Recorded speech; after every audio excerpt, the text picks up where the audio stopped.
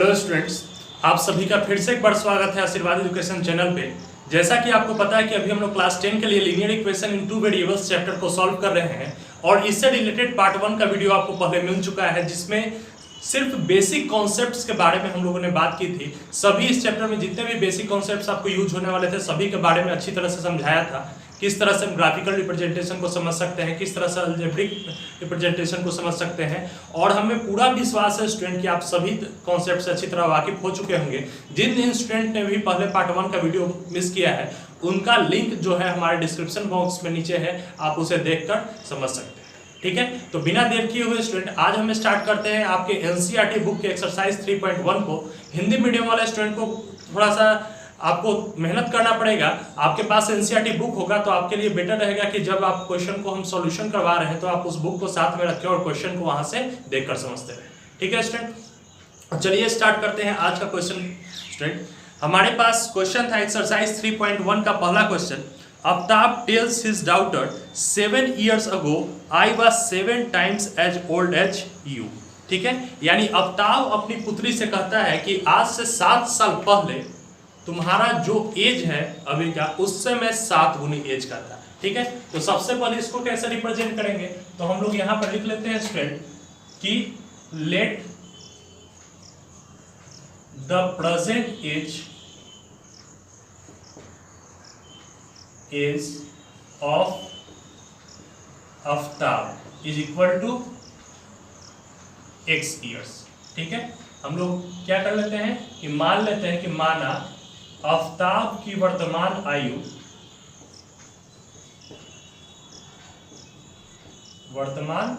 आयु जो है वो कितने वर्ष की है, तो x वर्ष की।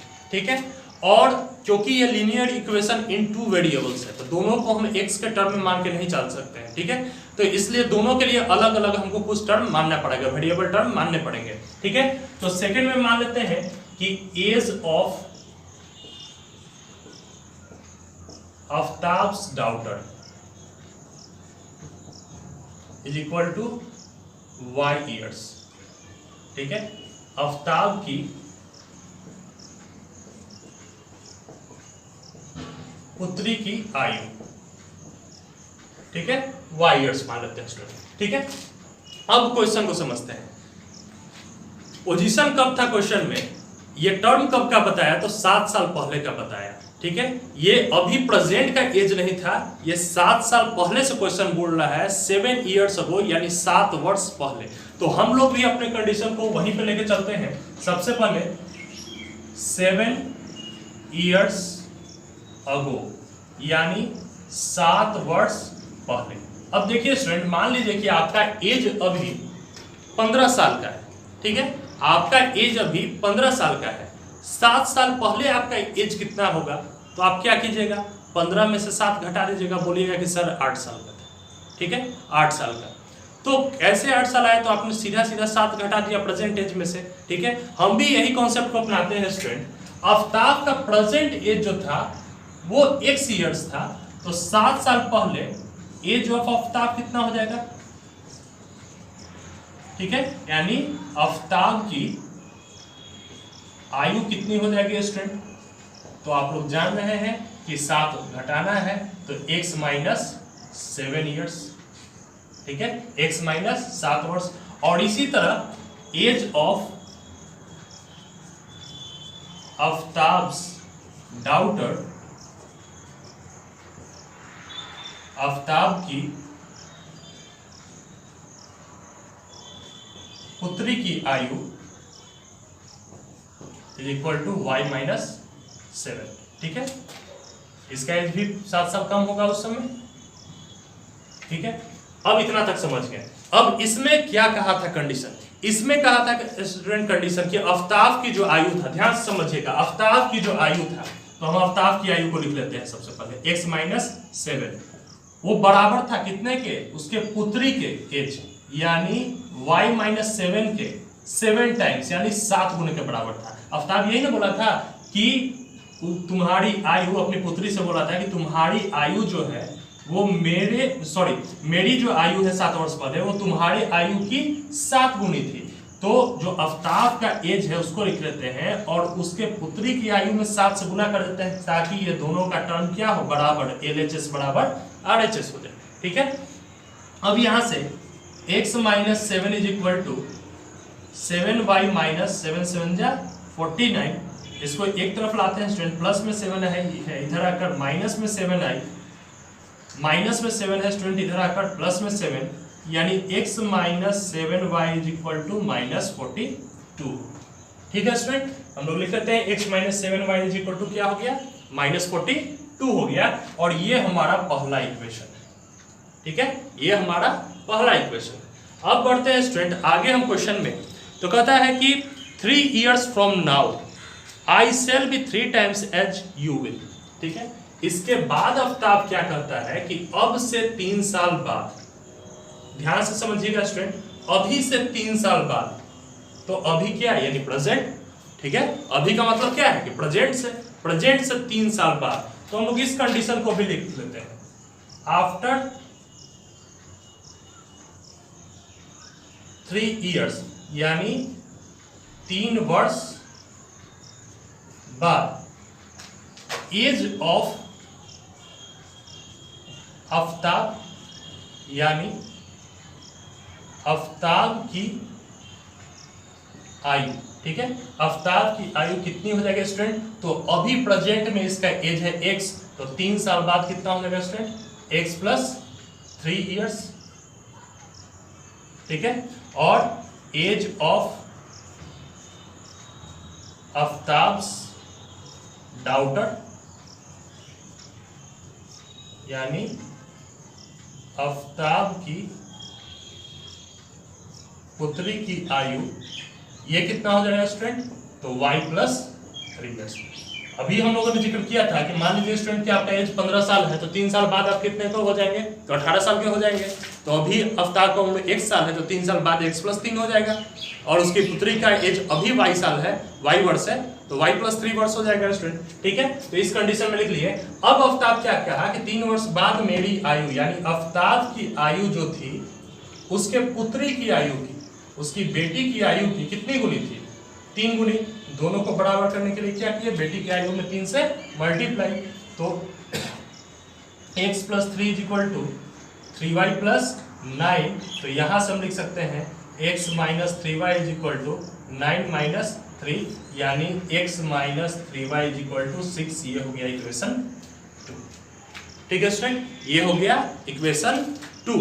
तो अब क्या करते हैं, हमें इसे ग्राफिकली शो करना है। ठीक है, ग्राफिकली दर्शाना है। ये अलजेब्रिक इक्वेशन के रूप में हमने इसे दर्शा दिया, पेयर ऑफ लीनियर इक्वेशन चूंकि बोले थे हम। ठीक है, तो ये 2 हमारा लीनियर इक्वेशन का पेयर आ चुका है। अब इसे ग्राफिकली शो करना है, सॉल्व करना है। किस तरह से हम करते हैं ग्राफिकली सॉल्व, ध्यान से देखिएगा स्टूडेंट। ठीक है, तो सबसे पहले हमारे पास क्या था, इक्वेशन 1 से हम लोग चल रहे थे, तो हमारे पास था x minus 7y is equal to minus 42। तो हम लोग लिख सकते थे student x is equal to minus 42, minus 7 था इधर आकर प्लस 7y, इतना लिख सकते थे स्टूडेंट। अब देखिए इस तरह के इक्वेशन को ग्राफिकली सॉल्व करने में आपको क्या करना होगा स्टूडेंट, आप या तो x या तो y किसी का एक का वैल्यू अपने मन से मानना पड़ेगा।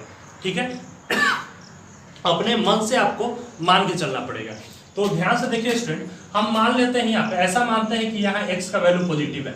ठीक है, तो हम मान लेते हैं स्टूडेंट, ठीक है, दो वैल्यू ऐसा मानना है कि लेट यानी माना y इज इक्वल टू 8। ठीक है, y इज इक्वल टू हम मान लेते हैं स्टूडेंट 8। तो यहाँ जब जैसे ही 8 रखेंगे तो कितना हो जाएगा स्टूडेंट, 8 7 जा 56, 56 में से 42 घटेगा स्टूडेंट, तो कितना आ जाएगा, माइनस 42 प्लस 7 इंटू 8, तो 56 में से 42 घटेगा तो कितना आ जाएगा स्टूडेंट। ठीक है, 14। फिर मान लेते हैं कि let y is equal to 12 हम लोग मान लेते हैं। ठीक है, तो x इज इक्वल टू कितना हो जाएगा स्टूडेंट, माइनस 42 प्लस 7 इंटू 12, तो कितना हो जाएगा 12 गुने 7 84, 84 में से 42 घटेगा तो कितना हो गया स्टूडेंट 42। अब इसको हम रिप्रेजेंट इस तरह से, तो एक टेबल बना के रिप्रेजेंट कर सकते हैं स्टूडेंट। तो सबसे पहले एक टेबल बना लीजिएगा। ठीक है, ये हो गया x का, ये हो गया y का। x का वैल्यू जो है वो हो जाता है 14 और y का वैल्यू हो जाता है 8, x का वैल्यू होता है 42 और y का वैल्यू हो जाता है 12। ठीक है स्टूडेंट, ये हो गया इक्वेशन 1 के लिए टेबल। अब चलते हैं हम इक्वेशन 2 से। ठीक है, फ्रॉम इक्वेशन 2, और ध्यान दीजिएगा इक्वेशन 2 हमारा क्या था, x minus 3y is equal to 6, तो x is equal to 6 plus 3y। अब यहां से हम y का वैल्यू मान के चलते हैं स्टूडेंट। ठीक है, सबसे पहले मान लेते हैं कि लेट, मतलब हिंदी मीडियम वाले माना y इज इक्वल टू 8, तो x is equal to 6 plus 3 into 8, 24 और 6 30। इसी तरह मान लेते हैं कि let y is equal to 12, तो x इज इक्वल टू कितना हो जाएगा स्टूडेंट, 3 इंटू 12, 36 और 6 42। अब इसका अगर टेबल हम बनाना चाहें स्टूडेंट, तो टेबल हम लोग बना लेते हैं x y, और यहाँ x का वैल्यू 30, तो y का वैल्यू 8, x का वैल्यू 42, तो y का वैल्यू 12। आप कोई भी अपने मन से मान रख सकते हैं स्टूडेंट। ठीक है, ये जरूरी नहीं कि हम 8 रख के आपको दिखाए हैं सॉल्व करके, तो आप भी 8 ही रखें, आप 10 रख के भी बना सकते हैं। ठीक है, आप 12 रख के बना सकते हैं, आप 11 रख के बना सकते हैं, आप 6 रख के बना सकते हैं, या आपकी मर्जी। ठीक है, ग्राफ हमेशा सही आपका बनेगा। ठीक है, उससे कोई मतलब नहीं। ठीक, अब देखिए हमारे पास 2 टेबल अवेलेबल हो चुके हैं स्टूडेंट। ठीक है, और इन दोनों टेबल को हमको यूटिलाइज करना है ग्राफिकल रिप्रेजेंटेशन के रूप में। आप कैसे कीजिएगा इस तरह के ग्राफ को, तो देखिए बोर्ड पे तो इसे बताना हम आपको एक मतलब सिर्फ सिंपल तरह से रिप्रेजेंट करके दिखा सकते हैं। एक्चुअल वर्क तो आपको ग्राफ पेपर पे ही करना पड़ेगा। हम रिप्रेजेंटेशन आपको दिखा देंगे कि किस तरह से आप ग्राफ को सॉल्व कीजिएगा स्टूडेंट। तो ध्यान दीजिए, आइए हम एक ग्राफ बना के चेक कर लेते हैं इसे।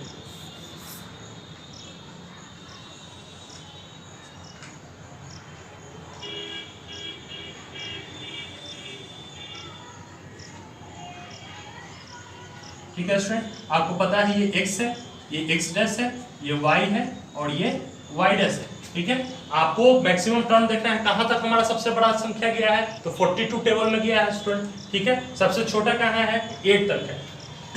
आप देखिए ग्राफ पेपर पे आपका जो स्क्वायर रहता है वो बना हुआ रहता है, जो आपको इस तरह के वैल्यू को बैठाने में हेल्प करेगा। हम फिलहाल छोटा से क्वेश्चन ले रहे हैं, मान लेते हैं कि 10 का आंकड़ा लेके चलते हैं, क्योंकि हमारे पास स्पेस काफ़ी कम है, तो हम ज़्यादा बड़ा आंकड़ा, ज़्यादा छोटा छोटा आंकड़ा लेकर नहीं चल सकते हैं, 5 10 15 इस तरह का। ठीक है,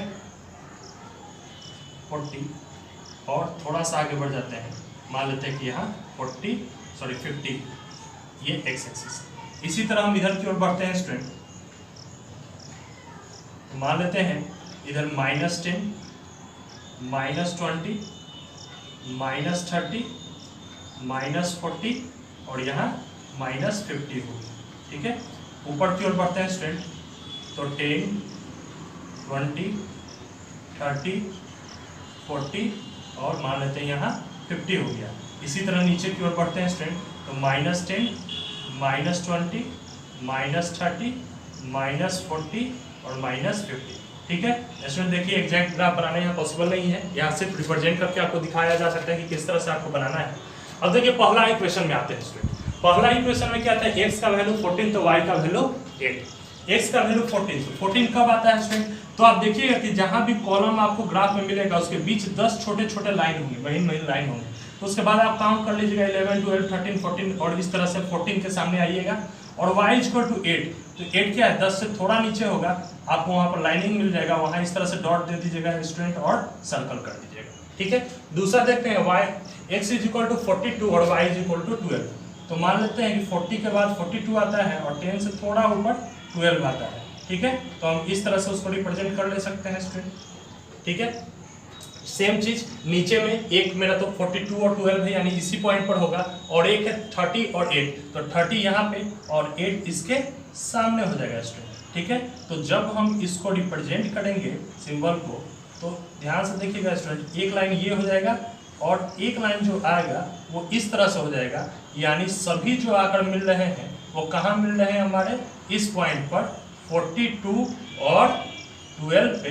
ये जो हमारा लाइन था वो 30 और 8 था, और ये जो था हमारा वो 14 और 8 था। ठीक है, तो ये हमारा रिप्रेजेंटेशन हुआ और इस रिप्रेजेंटेशन को जहां आके कट रहा है इस पॉइंट पर, तो आप इसको आंसर मान सकते हैं, यानी आफ्ताब का एज जो है वो 42 ईयर्स का हो गया और उसकी बेटी का जो एज है वो 12 ईयर्स का। ठीक है स्टूडेंट, तो आशा करते हैं आप रिप्रेजेंटेशन यहाँ पे अच्छी तरह से समझ चुके होंगे। तो यही आपको हर क्वेश्चन में करना होगा। ठीक है, आप पहले इसे नोट कीजिए। बढ़ते हैं आज के अपने दूसरे क्वेश्चन की तरफ। तो दूसरा क्वेश्चन हमारा दिया था स्टूडेंट कि the coach of a cricket team buys 3 bat and 6 ball for ₹3,900। Bat और बॉल का जिक्र हुआ है स्टूडेंट। ठीक है, 3 बैट और 6 बॉल एक कोच खरीदता है जिसका टोटल कीमत उसे 3900 रुपये अदा करने पड़ते हैं। तो इसको आपको रिप्रेजेंट करना है। तो चूंकि आपको पता है कि जिस चैप्टर में हम चल रहे हैं उसका नाम लीनियर इक्वेशन ऑफ 2 वेरिएबल्स है। 2 वेरिएबल्स यानी 2 अलग अलग वेरिएबल टर्म्स। तो हमें 2 टर्म्स चाहिए अलग अलग वेरिएबल, तो 2 थिंग्स भी चाहिए, 2 वस्तु भी चाहिए। तो पहला तो बैट है, दूसरा बॉल है, 2 वस्तु भी मिल गया। हम मान के चल सकते हैं स्टूडेंट, ठीक है, इस तरह से मान लेते हैं कि let the cost of 1 bat, ठीक है, माना एक बल्ले की कीमत, एक बल्ले की कीमत कितना रुपए, x मान लेते हैं। ठीक है, और कॉस्ट ऑफ 1 बॉल यानी एक गेंद की कीमत जो है वो कितना हो गया, y। ठीक है, ये रुपीस में है स्टूडेंट, आप लोग ध्यान रखिएगा, रुपीस में है। तो ध्यान दीजिए, पहला सिचुएशन 3 बैट और 6 बॉल। एक बैट को खरीदा 100 रुपया में। अगर आप एक बैट को खरीदते 100 रुपया में, तो 3 बैट को कितना में खरीदते, तो 300 रुपया में खरीदते। ठीक है, इसी तरह ये एक बैट को खरीदा 100 रुपया में, तो 3 बैट को कितना में खरीदेगा, 3x में। ठीक है, अकॉर्डिंग टू क्वेश्चन हम लोग चल रहे हैं स्टूडेंट 3x। एक गेंद को खरीदा y रुपया में, तो 6 गेंद को कितना में खरीदेगा स्टूडेंट, 6y रुपीज में। आपको ये चीज समझ में आ रही होगी। अगर एक बॉल खरीदिएगा 10 रुपया में, तो 6 बॉल कितना में खरीदिएगा, तो 10 छक 60 रुपया में। ठीक है, कुल मिला के खर्च कितना हो गया था उससे स्टूडेंट, 3900। आप यहाँ से एक चीज कर सकते हैं, 3 को कॉमन ले सकते हैं, तो यहाँ x बच गया, 3 2 जा 6, तो यहाँ 2y बच गया, इज इक्वल टू 3900। तो x plus 2y is equal to 3 से सॉल्व करेंगे स्टूडेंट, तो 1300 आ जाएगा, यानी ये हमारा इक्वेशन 1 हो गया। ठीक है स्टूडेंट, अब आगे बढ़ते हैं।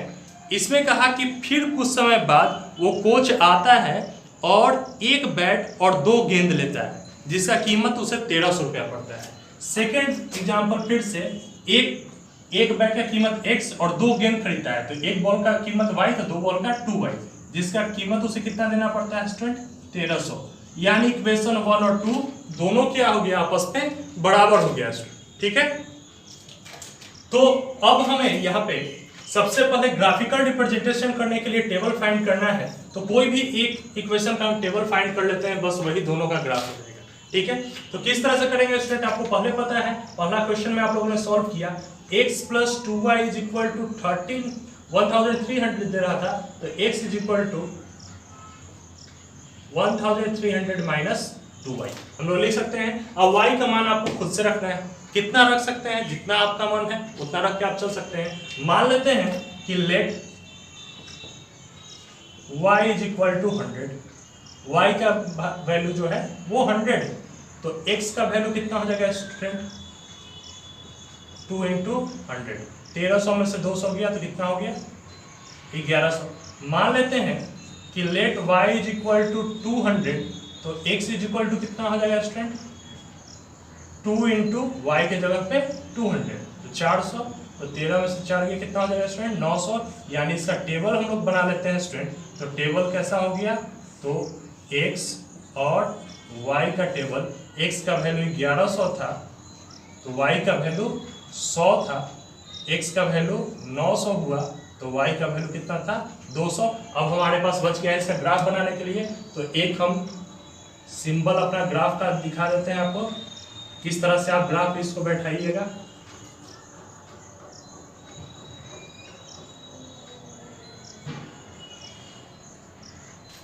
क्योंकि एक्स एक्सिस हमें बड़ा चाहिए। ठीक है, ले लेते हैं यहाँ से 100, 200, 300, 400, 500, 600, 700, 800, 900, 1000 और 1100। ठीक है, ये हो गया एक्स एक्सिस। अब इधर आते हैं स्टूडेंट, तो इसी तरह से चूंकि माइनस में नहीं है तो हम पूरा 1100 नहीं दिखा रहे हैं, लेकिन आप लोग जब ग्राफ बनाइएगा तो इस तरह से पूरा 1100 तक इधर उधर जितना उधर चले हैं एक्स एक्सिस पर उतना ही ये साइड चलिएगा। ठीक है, पूरा आप लेकर जाइएगा। ऊपर की ओर बढ़ते हैं स्टूडेंट। ठीक है, तो ऊपर की ओर बढ़ने पे भी सेम जितना हमने स्केल लिया है 1100 का, तो यहाँ भी हम लोग वही लेकर चलेंगे। 100, 200, 300, 400, 500, 600, 700। ग्राफ कॉपी पर आपको बनाना काफ़ी आसान हो जाएगा स्टूडेंट। ये सब क्वेश्चन आपको ग्राफ कॉपी पर पहले से ही कॉलम बनाया रहता है, आपको सिर्फ कॉलम का नाम देना। 900, 1000 और 1100। सेम चीज आपको नीचे भी करना है student.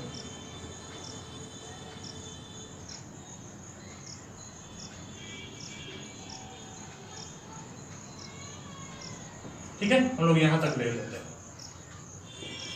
y, y dash, x and x dash. ठीक है, हम लोगों ने इसे इंडिकेट कर लिया है स्टूडेंट। अब आपको देखना है कि जो टेबल हमारा दिया था x का वैल्यू 1100, यानी x का वैल्यू 1100 दिया था और y का वैल्यू 100, यानी इसके सामने हमें डॉट देना है स्टूडेंट। दूसरा x का वैल्यू 900 तो y का 200, x का वैल्यू 900 तो y का 200। तो आप इस तरह से एक स्ट्रेट लाइन आप इसको मैच कर सकते हैं। इसका पॉइंट का नाम दे सकते हैं 1100। ठीक है, पहला जो पॉइंट था वो 1100 और 100 था। दूसरा पॉइंट जो था वो हमारा 900 और 200 था। ठीक है, आप इस तरह से नाम देकर सॉल्व कर सकते हैं और यही हमारा ग्राफिकल रिप्रेजेंटेशन है। ठीक है स्टूडेंट, आप इसे नोट कर लीजिए।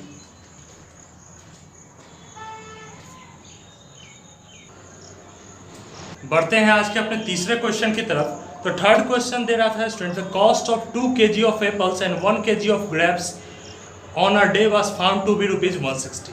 यानी किसी खास दिन 2 kg सेब और 1 kg अंगूर दोनों का कुल कीमत 160 रुपये।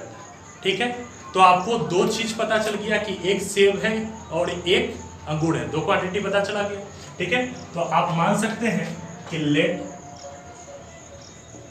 the cost of 1 kg apples is equal to ₹x। यानी माना 1 kg सेब का कीमत जो था वो 100 रुपये था and cost of 1 kg grapes is equal to ₹y। यानी माना 1 kg अंगूर का कीमत जो था वो y रुपया था। ठीक है, तो आप यहां से अकॉर्डिंग टू क्वेश्चन चल सकते हैं स्टूडेंट। इन दोनों का मैं कह रहा था कि 2 kg सेब, तो 1 kg का कीमत 100 रुपया है, तो 2 kg का कीमत 2x। इससे पहले वाला क्वेश्चन में आपने समझा। ठीक है, तो यहाँ पे 2x और 1 kg अंगूर है जिसका कीमत y, कुल मिलाकर 160 रुपया। इसको मान लेते हैं इक्वेशन 1। ठीक है, सेकेंड टर्म में चलते हैं स्टूडेंट। तो कह रहा था कि 4 kg apples and 2 kg grapes दोनों का कीमत 300 रुपये। यानी 1 kg एप्पल का कीमत x तो 4 kg का 4x, 1 kg अंगूर का कीमत y तो 2 kg का 2y, कुल मिलाकर 300। तो यहाँ से 2 कॉमन ले लेते हैं स्टूडेंट, तो 2x plus y is equal to 300। Solve कर देंगे तो 150, यानी कितना आ गया 2x plus y is equal to 150। इसको मान लेते हैं इक्वेशन 2। देखिए स्टूडेंट, अब चलते हैं फ्रॉम इक्वेशन 1। फ्रॉम इक्वेशन 1 तो 2x plus y is equal to 160 था स्टूडेंट, तो y is equal to 160 minus 2x ले सकते हैं। ठीक है, तो आप मान लीजिए कि x का वैल्यू आप अगर 50 ले रहे हैं, ठीक है, let x is equal to 50, तो y इज इक्वल टू कितना हो जाएगा 160 माइनस 2 इंटू 50, यानी y का वैल्यू हो जाएगा 60। इसी तरह से फिर से मान लेते हैं कि let y is equal to 60, sorry x is equal to 60, तो y is equal to 160 minus 2 into 60, यानी y का वैल्यू कितना हो जाएगा स्टूडेंट 40। अब यहाँ से हम टेबल बना सकते हैं स्टूडेंट इक्वेशन 1 के लिए x और y का, तो x का वैल्यू कितना रखे थे हम लोग 50, तो y का आया था 60, और जैसे ही x का वैल्यू हमने 60 रखा तो y का कितना आ गया 40। तो ये पहले इक्वेशन का हमारा टेबल हो गया। अब चलते हैं सेकेंड इक्वेशन की तरफ। ठीक है, सेकेंड इक्वेशन में क्या था कि 2x, यहाँ लिख लेते हैं from equation 2x plus y is equal to 150, तो y is equal to 150 plus में 2x इधर आकर माइनस में 2x। ठीक है, आप अपने मन से कोई भी वैल्यू रखिए x का। आप मान लीजिए कि x का वैल्यू हम रखते हैं 50। ठीक है, let x is equal to 50, तो y is equal to 150 minus 2 into 50, यानी 150 में से 100 गया तो कितना हो जाएगा स्टूडेंट y का वैल्यू 100। इसी तरह से let x is equal to 60, तो y is equal to 150 minus 2 into 60, यानी वैल्यू y का कितना आ जाएगा स्टूडेंट 30। तो यहाँ से हम टेबल बना सकते हैं स्टूडेंट इसका x और y, तो x का वैल्यू 50 तो y का 100, x का वैल्यू 60 तो y का, सॉरी यहाँ पे मिस्टेक हुआ था स्टूडेंट, 50 होगा। ठीक है, तो अब देखिए, अब इसको ग्राफ को रिप्रेजेंट करना है स्टूडेंट, तो सबसे पहले हम एक ग्राफ बना लेते हैं, और इसका मैक्सिमम टर्म कहाँ तक गया है तो आप लोग देख चुके हैं कि 60 तक गया है। ठीक है, तो आपको ज़्यादा बड़ा ग्राफ नहीं लेना है, 10, 20, 30, 40, 50 और 60 एक्स एक्सिस। इसी तरह इधर -10, -20, -30, -40, -50 और -60। इसी तरह ऊपर चलेंगे स्टूडेंट, तो 10, 20, 30, 40, 50 और 60, और नीचे चलेंगे तो -10, -20, -30, -40, -50 और -60। ये y डैश हो गया, ये हो गया y, ये हो गया x और ये हो गया x डैश। अब रिप्रेजेंट करते हैं स्टूडेंट, x का वैल्यू 50 तो y का 60, x का वैल्यू 50 तो y का 60, यानी ठीक 50 और 60 के सामने एक डॉट डालते हैं। इसी तरह x का वैल्यू 60 तो y का 40, x का वैल्यू 60 तो y का वैल्यू 40। ठीक है, तो इस तरह का एक स्ट्रेट लाइन मिल जाएगा। तो ये ग्राफ हो गया, इसका नाम दे देते हैं स्टूडेंट 60-40 और इसका हो गया 50-60। ठीक है, अब बढ़ते हैं इक्वेशन 2 की तरफ। 50 और 50 दे रहा है स्टूडेंट। ठीक है, तो 50 और ठीक इसके सामने स्टूडेंट आएंगे तो क्या हो जाएगा 50 और दूसरा 60-30, 60 और 30। तो जैसे ही इसको मिलाएंगे स्टूडेंट, ठीक है, इस तरह से, तो जैसे इसको मिलाएंगे इसका नाम दे देंगे 60 और 30 और इसका नाम दे देंगे 50 और 50। यानी कहाँ पे कट रहा है 50 और 50 पॉइंट पे कट रहा है, यानी 1 kg एप्पल का कीमत भी 50 होगा, 1 kg ग्रेप्स का कीमत भी 50 होगा। क्योंकि आपको पता है लास्ट जब कॉन्सेप्ट बता रहे थे उसमें हम बताए थे कि कोई अगर ग्राफिकल रिप्रेजेंटेशन में एक पॉइंट पे कटता है, ठीक है, तो सिर्फ उसका वन सॉल्यूशन होता है, और वन सॉल्यूशन का मतलब है कि वही उसका एग्जैक्ट आंसर होगा। यानी आपको क्वेश्चन में पूछ दे कि 1 kg सेब का कीमत कितना होगा तो 50 रुपये, और 1 kg अंगूर का कीमत कितना होगा वो भी 50 रुपये होगा। ठीक है स्टूडेंट, तो आशा करते हैं आप तीनों क्वेश्चन आप अच्छी तरह से समझ चुके होंगे। आप इसे नोट कर लें और इसे अच्छी तरह से रिवाइज कर लें ताकि आपको चीज़ें समझ में आए। और अगले वीडियो में हम लोग एक्सरसाइज 3.2 के सभी क्वेश्चन को सॉल्व करेंगे, तो उससे पहले आप सारे कॉन्सेप्ट को क्लियर रखें ताकि चीज़ें सॉल्व करने में हमें काफ़ी आसानी हो। ठीक है स्टूडेंट, आज के वीडियो के लिए इतना ही, धन्यवाद।